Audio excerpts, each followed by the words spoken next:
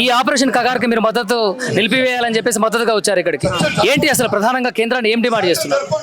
ముఖ్యంగా మధ్య భారతదేశంలో ఉన్నటువంటి ఆదివాసులని నక్సలైట్లు మావోయిస్టుల పేరుతోని అక్కడ 20% నక్సలైట్లు ఉంటే 80% ఆదివాసుల్ని తీసుకొచ్చి పట్టుకొచ్చి వీళ్ళు మావోయిస్టులు అని చెప్పేసి వాళ్ళని కాల్చి చంపుతా ఉన్నది, వాళ్ళని బూటకపు ఎన్కౌంటర్లు వేస్తూ ఉన్నది. ఇది మేము ఖండిస్తూ ఉన్నాము. తక్షణమే ఆపరేషన్ కాగానే నిలిపివేయాలని కోరుతా ఉన్నాము.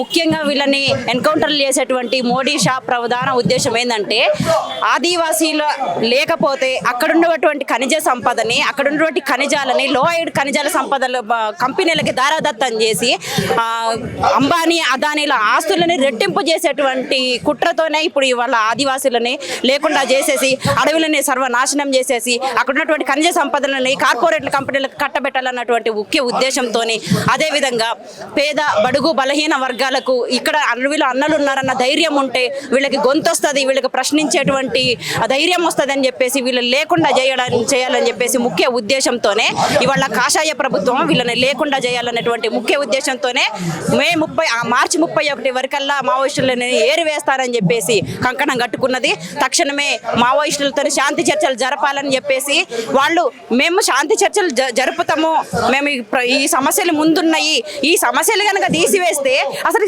ఇట్లాంటి మావోయిజం అనేది నక్సలిజం అనేటువంటి సమస్య ఉండదని వాళ్ళు చెప్తున్నారు. మేము ఈ సమస్యలు పేదల సమస్యలు ఉన్నాయి.